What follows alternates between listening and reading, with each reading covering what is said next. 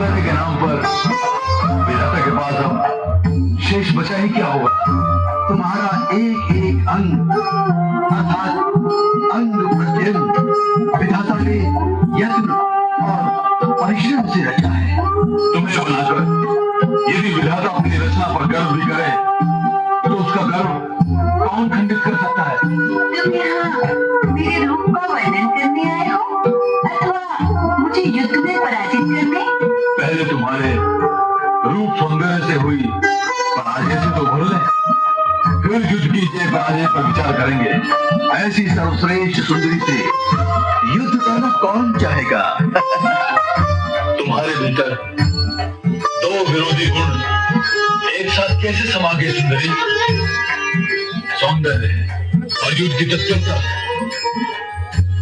तुम जैसी कोमलांगी सुमधुरा लावण्य में युद्ध करें? ना ना ना ना, युद्ध नहीं करोगे तो मुझे प्राप्त कैसे करोगे?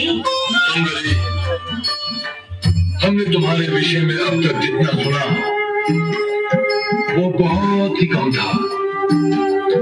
सुनाने वालों के पास सुनाने की गुण शैली, वाणी और भाषा थी ही नहीं।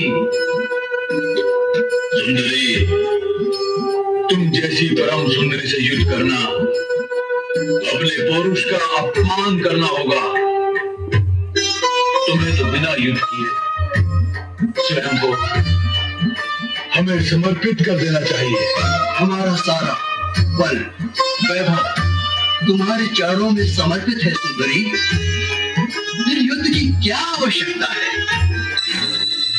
और मेरी प्रतिज्ञा का क्या होगा? प्रतिज्ञा? कैसी प्रतिज्ञा? तुम्हारे सेवकों ने तुम्हें बताया